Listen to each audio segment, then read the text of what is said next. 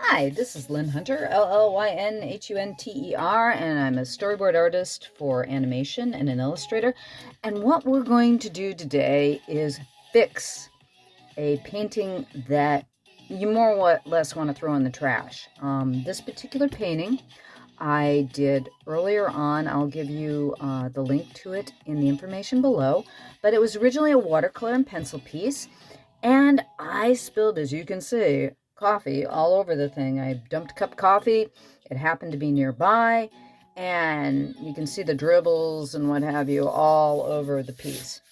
And, oh, excuse me, hit my stand. And the thing is that I don't want to throw this piece away. It's a really nice piece. I like the drawing. And I want to save it. So here's the thing.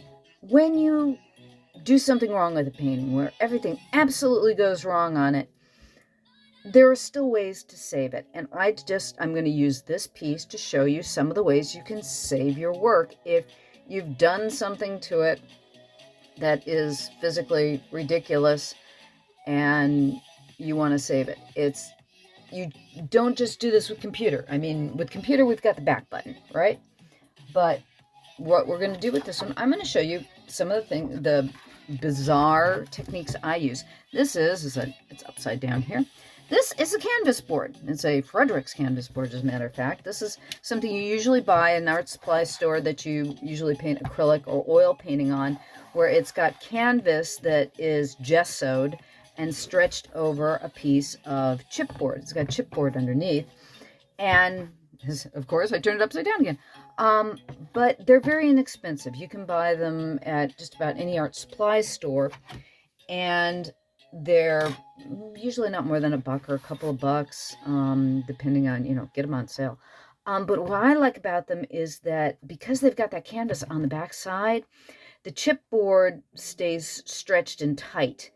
And you can tape watercolor paper down to one of these things, and it keeps your watercolor stretched nice and tight. And what I'm going to do with this, we're going to be using acrylic on top of this watercolor piece. Now this particular paper is, it's like, hang on here.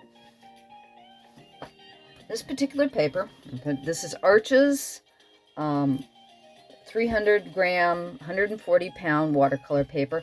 I use these blocks a lot, just to show you. This is a watercolor block. It has glue on the side of it. You can buy these at Blick is one of the best places. I buy them just because they run, a 9x12 like this is going to run you probably about $30. And so that's a little bit pricey, but you get, 20 sheets in it. So each sheet is a little bit over $1 a piece. It's cut to size, and it's pre-stretched because it has the glue on the edge. Now this is a drawing that I did that I'm going to be painting. And that's what I like to do. I like to do the work on top of the watercolor paper. And then this is pre-stretched, and I can carry it anywhere, and I can not have to worry about anything bulky or what have you being stretched underneath it. Now, sometimes when I'm doing watercolor, I'll want to draw, want to see a light box through this page. So this is again from a watercolor block, and you'll cut it away sometimes. And that's why I like to have the canvas board to stretch the watercolor paper onto. And you can tell this one has been used many, many times. I don't throw them away. I use them for a lot of my acrylic paintings. Like I said, they're inexpensive. I could throw them away, but I'm a good one for the reuse department. Now, the way I tape down my watercolor paper is this is your standard magic tape, originally created by the 3M company, also known as Scotch magic tape because it was created by the 3M company.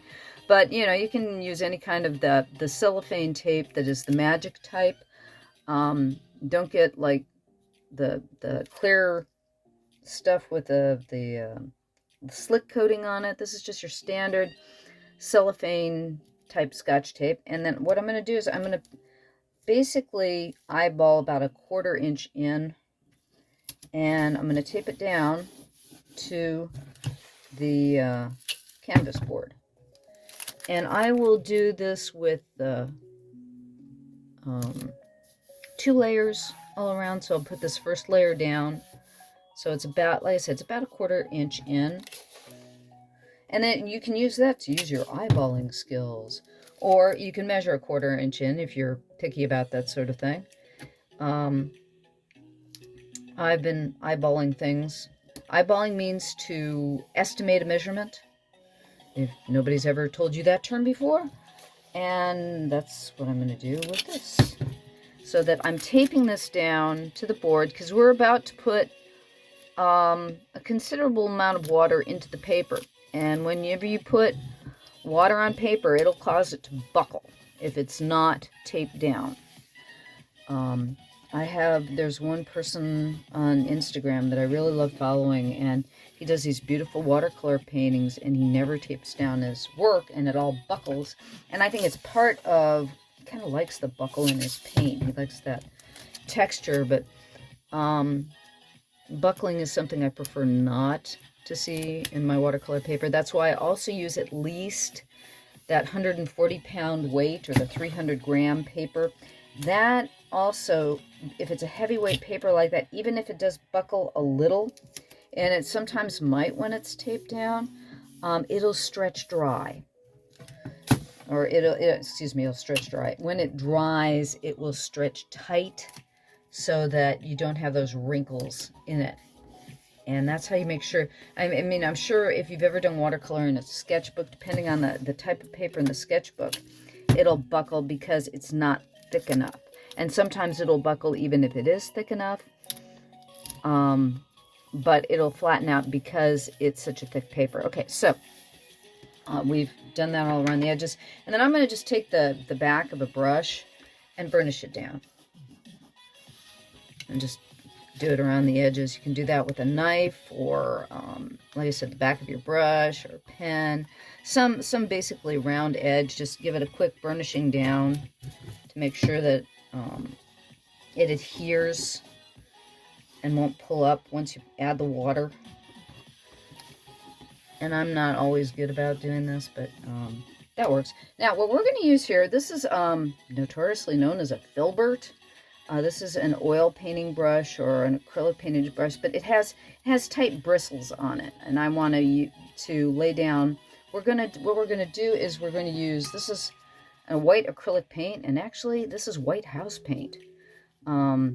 Keep trying to look for a really good opaque white, and all the whites that I usually find are never opaque enough. So I tried a house paint once, and actually this works pretty well. It'll still be a little bit on the, shake it up, a little bit on the transparent side. Trying to find a really, really nice opaque acrylic white is sometimes difficult. But what we're going to do now, again, all of this behind here, we're going to repaint all over the background in acrylic, and basically you could use gesso for this, or if you wanted to get the more taupe color that is in the painting. Yeah. So my paint doesn't want to come out of the tube. There it is, and then it gushes out, of course. It's like mustard. You know, you get a mustard box. Actually, so I'm just using a standard cup type palette. These things are great. You can buy them at your local art supply store. But what I'd always do, if you can, make sure you get one of these lids with them too, so that if you're working with acrylic paint and you you want to work it the next day, you've got one of these to cover it so that your paint doesn't dry out. They're nice to have, because usually you can find this type of palette at just about any art supply store. The lids, tougher to find. Again, I think you can find them more or less online at some art supply stores online. And what we're going to do is I keep my water in just a teacup. This is my standard. I have a Ducati, and this is my Ducati motorcycle teacup.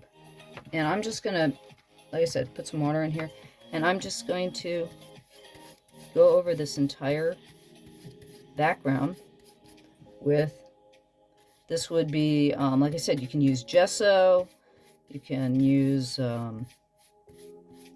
this is a white latex house paint. Now you can see one of the things, I don't know if it's as clear on this camera, but this is going to probably take a couple of coats because the opaque white of this is still a little bit on the transparent side. And I'm going to take the tips all the way up to that blue edging that I did around the lion.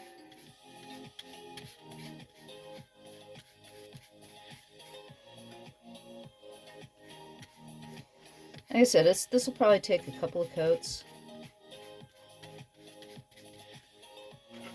But you can see too, because it's a latex house paint, it dries pretty dang fast. Then that's true of most acrylics. This is actually a little bit of a lesson in acrylic painting too, because what we're going to do is, rather than, I did the original piece in watercolor, and I'm going to do the correction in acrylic. I'm going to go over the entire thing with acrylic paint rather than watercolor. And the type of paint I'm going to be using is called Chromacolor. It's actually a cell vinyl. The original use for Chromacolor was, and I'm going to paint over my name here because I'm going to come back in and I'll re-sign it when I'm done. So I'll just paint over my name now, even though it was originally there. And probably I'll put my name right in the same place because, again, this white, a little transparent. Like I said, one of the problems with any kind of paint you have, most of it, when it says it's opaque, it's not totally opaque. So I'm going to be going over this relatively heavily. And why I'm using the filbert too is I want some brush strokes in there. I want some texture. And that's just me on this particular redo. And you'll notice I'm going over his hair a little bit too. I'm not being real concerned about how close I'm getting to that, because I'm going to go over him with ink. I'm going to go over him with with Pigma pens. We're going to go in with Pigma pens to bring him out. So the thing is that with this particular piece, because I had that much coffee spatter all over the background, the initial type, like watercolor of this, was really going to be tough to save. I could have possibly come in with bleach. If you find that you, say you've been painting and you get a drop of coffee on your watercolor painting, you can go in with a Q-tip and some bleach, and that will get out that little blot. I probably should have shown you that you could do that earlier. Do it on another painting. I'll intentionally do some mess-ups so I can show you various ways that you can, I mean, you can save your painting. You might not save it the way you wanted to. It might not be the initial way you planned on doing a painting. But these are ways, it's like here, I had a big drip spill there. And you'll notice I'm not really careful about, where I'm putting this palette at the moment. Because, like I said, the acrylic on this dries really fast. This is, like I said, happens to be house paint. And like I said, you can use a straight opaque acrylic, some white, titanium white. And I'm not worrying too much about little blobs and bloops and what have you, because I want some texture. There. Back over here. So, and you can see all that stupid coffee that I dropped on it, for the most part, has disappeared. Now you can see it's still here in the lion. He's still got little drops of coffee in there. And what I will be doing is I'm going to go in with acrylic and paint over those so that you won't even notice the color change. So I'm going to be able to keep my line. I'm going to be able to keep the drawing. And what we're going to do too is that you'll notice that the color of the paper has a little bit of yellow to it. So what I want to do now that I've more or less finished off the background. Let's make sure I get a few more places here. I want to come in here, and I'm just going to kind of dabble in the interior of here a bit.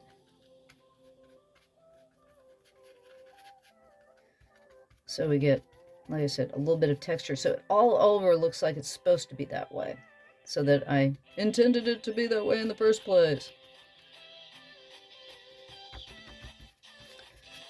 And the thing is that what I'm doing is I'm intending it in the second place. It's kind of like, it's like treat the watercolor like it was an underpainting for a final that I'm doing in acrylic.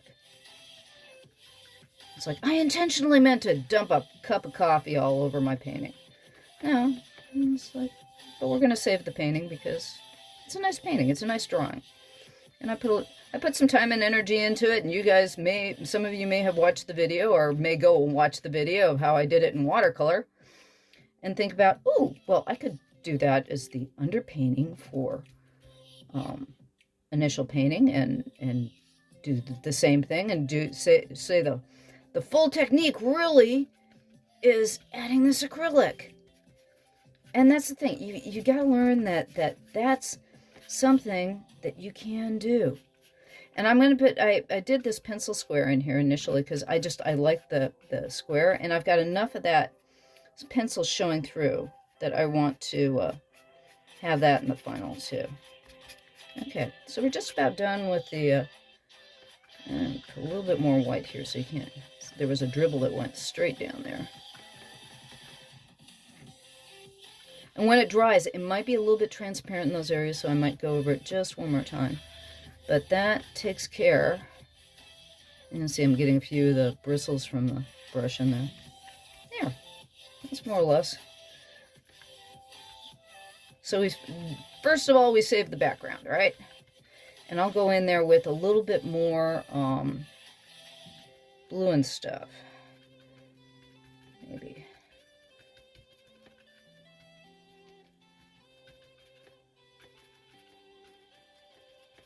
So it looks like it was supposed to be that way in the first place. And you can see I'm doing this kind of stipply thing to give some texture. And make sure that the foreground and the background kind of come together.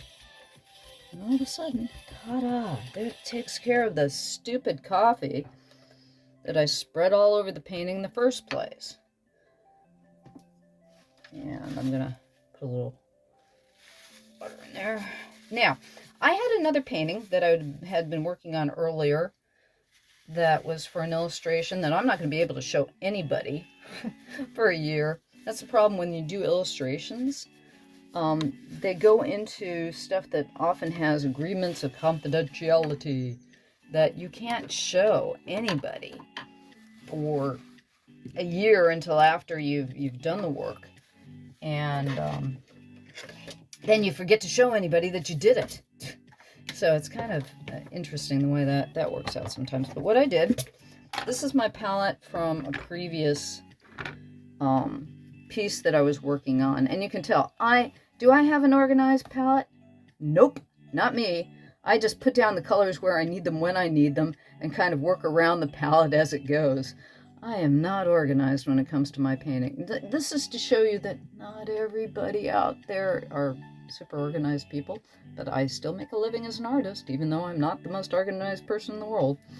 But the colors that I'm going to be using primarily is this yellow here is raw sienna, and this brown here is a burnt umber. And we're probably going to be using this over here as indigo blue.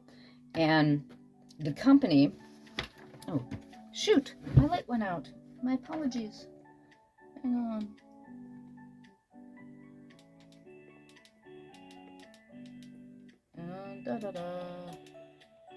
There's always a technical error somewhere, isn't there? The paint I'm using is this particular brand is called Watercolor. It's a British company. You can get them out of Canada too. I started using this because this is what the background painters at Disney used to use for their backgrounds. My apologies again. Anyways, what this is a saw wet, or stay wet. There we go. I always say saw wet. It's Masterson's Stay, S-T-A-W-E-T.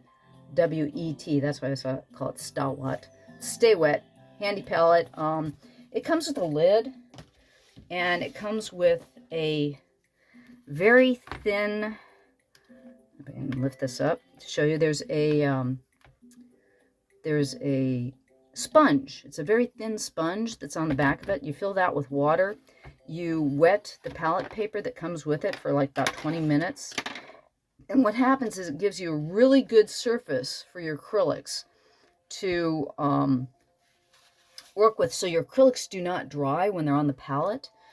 If you don't have one of these, what you can do, a trick that I was taught very early on, if you've never worked with acrylics before, use industrial paper towels, get those wet, and use a glass plate or a butcher plate, which works really well. That's what I used to use in college, was a butcher plate. But you want to keep your acrylics wet on your palette because they dry very, very fast, and you want to keep them wet on the palette. So what I'm doing now, this is again, this is raw sienna, and I'm going over the lion, over his mane in a raw sienna. That's going to brighten him up quite a bit, but it's still transparent. Even though I said this is an opaque medium, it basically can be opaque and transparent, and you can still see my pencil lines behind it. You can still see the watercolor, but what it's doing now is I'm intensifying the color from the watercolor, and as I paint over it, everything's still staying there. Everything's, like I said, getting more intense. But as I paint over this, we'll go down here. I'm going to paint this area down here where we found the coffee. And all of a sudden, all the problems that I had with coffee will start disappearing. You won't even be able to see them. And what I'm going to do is I'm going to keep the front part of his paws probably the lighter color. And actually, I might even dull down. Let's take a little bit of white,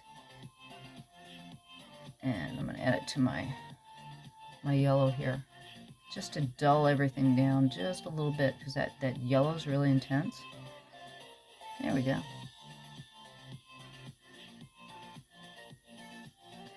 Making a little bit opaque too there, because the white that I used here is the Chromacolor white, which is really on the opaque side.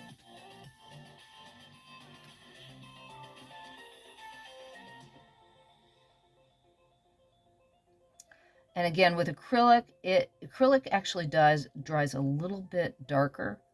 And it's like when you're using gouache too. The color that you paint rarely is the color that dries. And it's just something that you have to get used to with most paints that you use, is that the color that you lay down is not always the color that is going to be the final color you see. And you have to adjust accordingly. And that's something different that you have between, say, working in acrylics and working in digital paint. Because unless you're doing layer stuff, I mean, that's the thing too, is that you can always adjust for doing things that way. So right now I'm using, this is a zero brush. It's a Winsor Newton. I'm using a Series 7 Sable, oh my lord, with acrylic, which is like, big no-no. You shouldn't do that. You will kill your brush. You will kill your wonderful Sable brush using acrylic paint. That's why I say I'm beastly to my brushes. I'm terrible to the poor babies. But you can see, as I'm painting over this, that watercolor has become a really nice underpainting for my acrylic. So I did all that work with the watercolor and the pencil, and yet it's going to be a marvelous base for this final piece of art. And this piece of art is just going to be more bright and more intense, because with watercolor it's really tough unless you're layering and layering and layering and layering. You can get intensity in color with watercolor, you really can. I've done it. But if you want to get intensity very quickly, you add acrylic to it, because watercolor usually gets its intensity from the pigment, and you have to build up pigment in layers in order to get a really good intense watercolor. Or use gouache. Gouache is intense watercolor because it's got a lot of pigment in it. But this is, again, we're using an acrylic base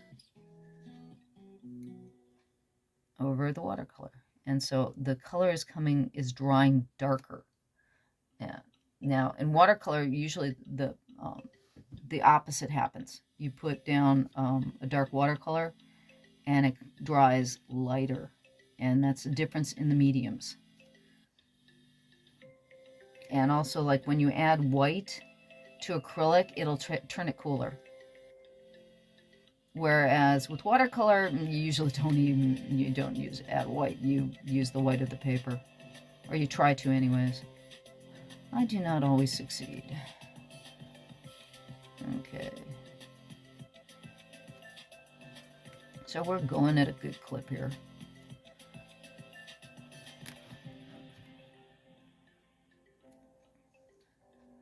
Okay.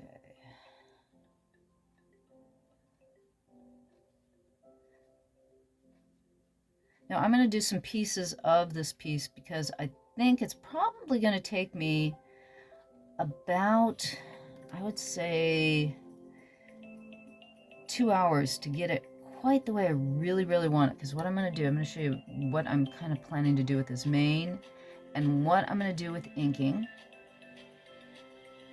And throw in, this is the indigo blue that I'm throwing into his mane.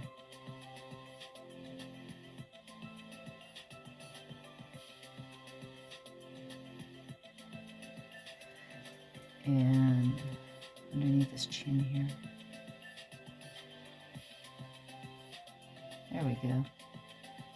You'll notice everything's getting more darker and intense, but it still has that line drawing underneath. So the line drawing's coming through.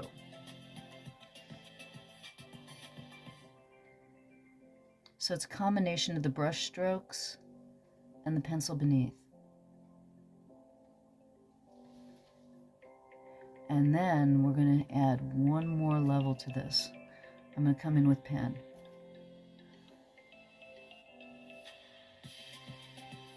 And like I said, it's going to take me about, I would say, I'm going to show you what I'm going to do with the pen after this. And then I'll do the finishing up on it so you can see what I would do with the final picture. Because what we're going to do is after you've gone in and you've done all those additional details and the detailing on it, because this is an acrylic piece, I'm going to go over the top with a kind of varnish that you can make, and I'll show you how to make the varnish. That most oil paintings will do this. They will take and they will put a varnish over the top of it, and that's why you don't know, if you've never done oil painting before, that really beautiful slick look at the end is thanks to the varnish coat that they put on top of the painting in the end. Even the oils allow you to see through an oil painting and gives that wonderful multiple layer effect. The thing that really causes an oil painting to sparkle when it's done is when they put the varnish on at the very last. Is the very last thing you do, and you can do the same thing with acrylics. Okay. So I'm going to be detailing this boy out with that indigo blue as well. But what I wanted to show you is what I'm also going to do. This is a Micron number 1 and a, let's see here, that's 0.5. 0.005. I use these a lot. These two sizes are very detailed, the 005 and the 01 microns.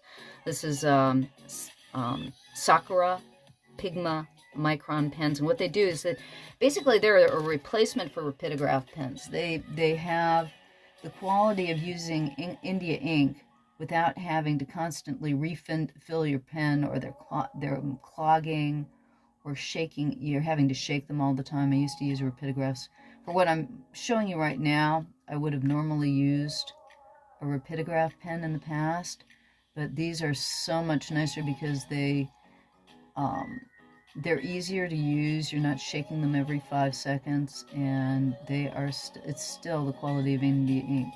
So I'm going around a lot of this detail work that I did with pencil, and I'm pulling out whatever I want to be really intense and black, or I want the edging to be better. So I'm going to take it like on the mane here.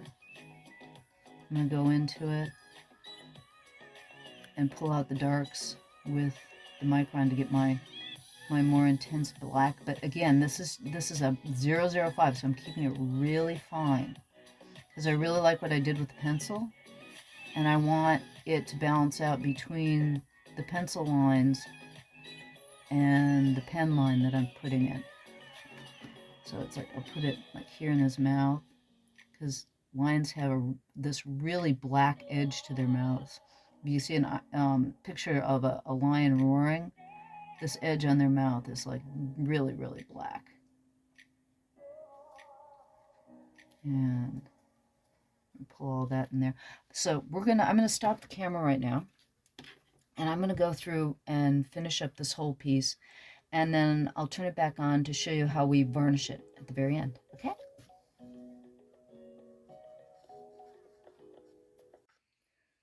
Okay, and we are back. Hang on here. Let's have some little background music. One moment, please. There we go. A little background music. We are back. Now you can see I put in a lot of detail work in the mane, and all that was done again with the Micron pen. Did a little bit of painting as well, but for the most part, did with the outline here. This I drew it in pencil first, and then I hand painted it with a brush. And you'll notice I didn't want a nice straight line. I wanted a little bit of body to it, and I wanted a little bit of jaggedness to it. So I didn't actually use a ruler. I used a ruler to draw a pencil line underneath, and then I just hand painted over the pencil line and used that as my guide, just because I wanted an outline, but I didn't want a nice crisp outline. I wanted a little bit of a shakiness to it, and that's how basically I got that. I'm still seeing a little bit. I made a little bit of mistake there. What I'm probably going to do, let's see here. Do I want to scrape that away? Let's try scraping that away. I'm going to use an X-Acto knife blade. We're just going to try scraping that away a little bit. There we go. Yeah. And ta-da, it's gone. X-Acto knife blades come in handy for that. And it's just took up a little bit of paint, and that was it. Okay, now I am going to explain to you, this is basically, we've got mostly acrylic here. There's partial watercolor still in the face, and I got to be careful about that. That I haven't put acrylic all over it. There's some acrylic, some watercolor still. Now what I want to do is seal this piece. You don't necessarily have to, but it's like the acrylic paint here, the white is a flat. The acrylic paint in here, it'll attack dust particles after a while.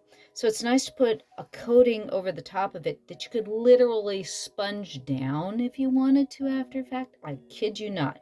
And the magic sauce for this is Liquitex Gloss Medium. And I use Auto Air Colors Transparent Base 404. Now they have a lot of transparent bases. This is the one I like. What it is this is normally supposed to go through an airbrush, and it's supposed to go over the top of, say, when you're airbrushing a car, when you get those really neat special looks to a car, they're doing acrylic, and then they're doing acrylic over it. This is basically a waterproof base that's clear, and these two together with water will give you a really nice top coat for your painting. And the basic proportion is 1/3 of this, 1/3 of this, and 1/3 water. So you can mix as much as you want of any kind, and it's just 1/3 of this, 1/3 of this, and 1/3 of water. And I eyeball it. I really do. I just eyeball it, and this is my final mix here in a paper cup. That's it. That's the 1/3, 1/3, 1/3, and you just stir it up. And I will sometimes use the back of my paintbrush just to stir it up. Not doing anything more than that. Now, because we've got watercolor here in the face and on the lion itself, what I'm going to start with is first I'm going to give a light coating of the top coat over the entire thing. And once this is dry, then I'm going to give a top coat over the entire painting. And the reason why I'm doing, like I said, over the lion first like this is by carefully painting over the top of it, I'm disturbing the paint below as little as possible. There's a little bit of water in the base, and that will cause your watercolor to pick up. So you don't want to scumble it as little as possible, and just lay that base over the top of the painting. And what I would do normally, we'll see if it dries enough for me by the time I get to the paws down at the bottom. If it's not dry enough for me, I'm thinking I'll stop and I'll go over this with a hair dryer. And it's really good to use a hair dryer in between each of your coats, and that'll move it along faster, so you're not waiting after each coat. I like to try to give like about 8 to 16 very light coats of paint over the top of my painting, and that gives it a really nice glossy finish over the top. But like I said, you want to be very careful with this over the watercolor areas, just because you don't want to be lifting up any paint as you put this over the top. And like if I hadn't done it with watercolor beforehand, I would have just brushed the coating straight over the top and not worried about what I'm doing here with the lion. But because he has an initial base of watercolor, I said, and I don't want to lift up that bottom coat of watercolor that's underneath the acrylic. It's like his tail here. I don't think I put, maybe I did put a little bit of acrylic in the tail, but I don't think I did. If I did put acrylic over the entire thing and the watercolor was just the base, what will happen is you're painting with acrylic over the top of that will actually give it like a thin acrylic coating over the watercolor itself anyways. Now, what I'm going to do is, this is, your standard hair dryer. It's really a great tool to have around your studio when you're working with watercolor or acrylic, just because you can get the layers to dry faster.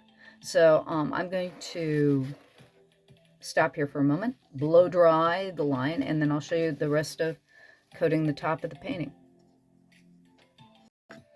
Okay, now that area that we painted over the lion has been totally dried. So there's like a seal coat over all the line here. So anything that is the watercolor base should be sealed right now into the painting. So now what we can do is, I'm taking a 1-inch. This is a basic 1-inch watercolor brush. They're a little pricey. I've always bought synthetic ones for this purpose. And having a 1-inch brush around like this you can tell this brush has been through hell and back. I've used this thing for many, many years, cleaned it out, and I use it primarily for doing large areas of background and for painting over this stuff. Now, what you're going to do is you're going to do thin coats, really thin coats, and you're going to paint it across one direction like this. And what happens is that you'll see a few lines, but those lines will dissipate even though it's a little bit on the thick side. And what I'll do is I'm going to let this, again,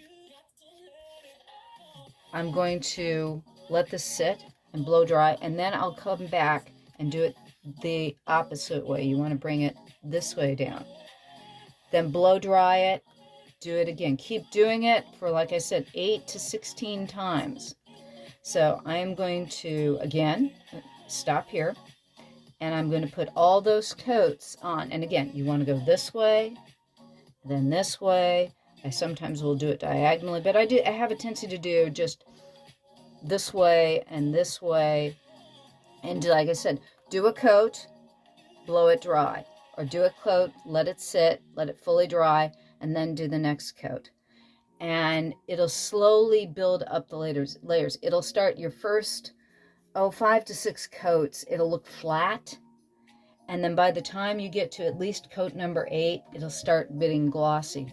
And that gloss works as a reflector of the light. It'll help the light bounce off the pigment in your painting, and it'll give it a nice glow. So I always do this with an acrylic piece. You can't do it with a watercolor, just because, again, you'll lift everything up. That's just not the way watercolor works. So I'm going to let this, like I said, I'm going to dry each layer, and I'll come back and show you the entirely finished piece. Okay? Okay.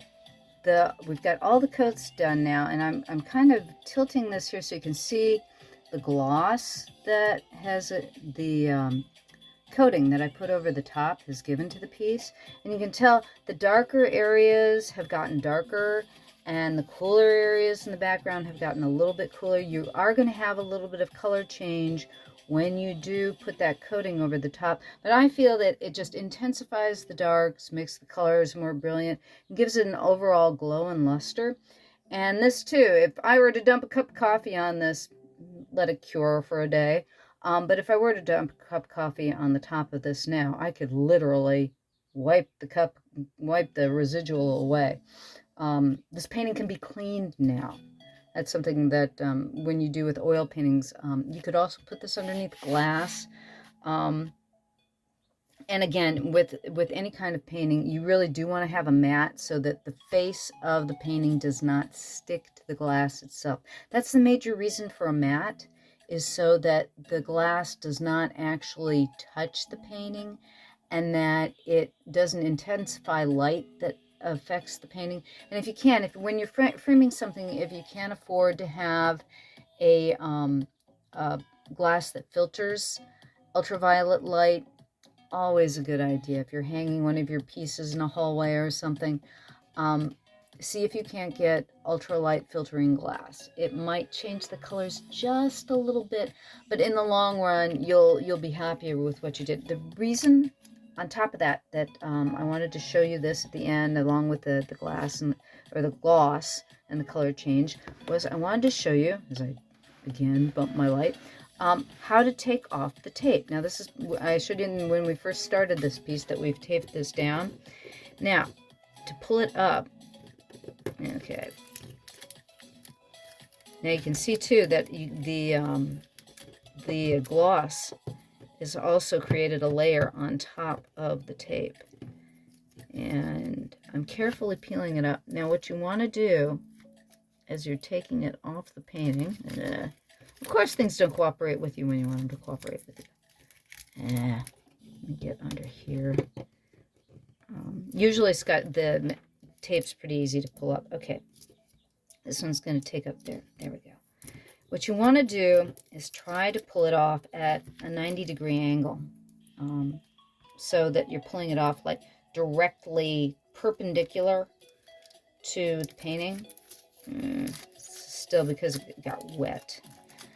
No, it's not because it got wet, because I didn't get the other piece. I have 2 pieces of tape here. Okay, so you can see that the tape's on the paper here, and you can see how I'm making kind of like a right triangle right there. And as I pull it away, you want to pull it away at 90 degrees. And that helps as you're pulling off the tape now. It's like I had a slice there. But you can see, I'm going to the side there. There we go. But the Scotch Magic tape, if you're using, this is hot press, does not have a tendency to stick as much or pull up the paper. So it's sticky enough to hold it down to your board. So I'm getting this off camera now. Back in the camera. But it's not so sticky that it sticks to the paper, and it keeps a really, really nice frisket-like seal. And if you need a frisket too, frisket is something that masks off an area that you don't want painted. If you're doing watercolor and you want a frisket in an area, Scotch tape works great for that. Sometimes what I'll do is I'll put it on, I'll blot it a couple of times to a jean pant leg, and that'll take some of the stickiness off. Let's see here, got one more line here of tape to show you.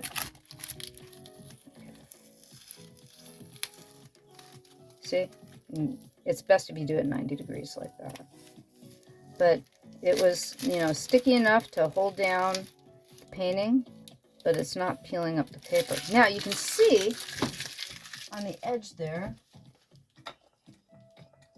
let's see here. Never have the right tool when I need it.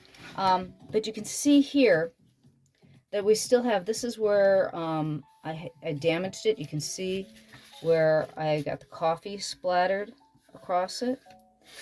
And there's a really good one, like right here, a spot where I damaged it.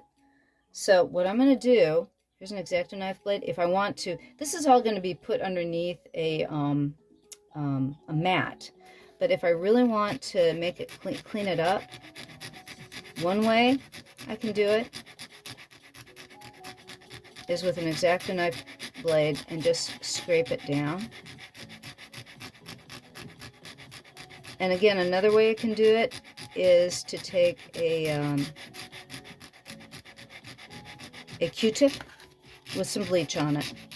And that will also, if I lightly blot that with Q-tip and a bleach, that'll also take care of that. So I have 2 choices to get rid of the excess on the sides like that. And then I'll go over that with an eraser. Otherwise, I've given an overall texture and white to this.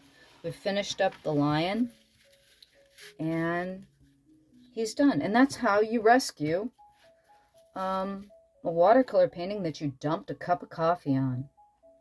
Okay, thank you for coming to watch. I know this was a long one. I hope I gave you some tips and tricks that you can use if an accident happens to you with one of your pieces.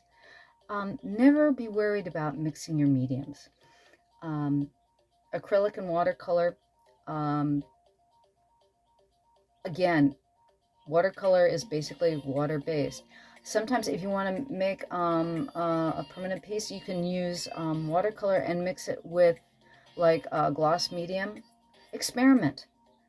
The more you do, the more you play with your mediums, the more you'll discover about them. Talk to other people, watch YouTube videos from other artists. It's how I learn.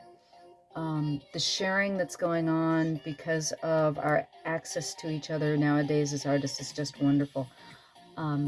Also, if you like this video, say so down in the comments. Let me know if this is something that you enjoyed and you'd like to see more of in the future, or what you would like to see from me in the future. I'd really appreciate it. Thanks for stopping by. Again, Llyn Hunter, Llynhunter, and I'll see you in the next one. Thanks for stopping by.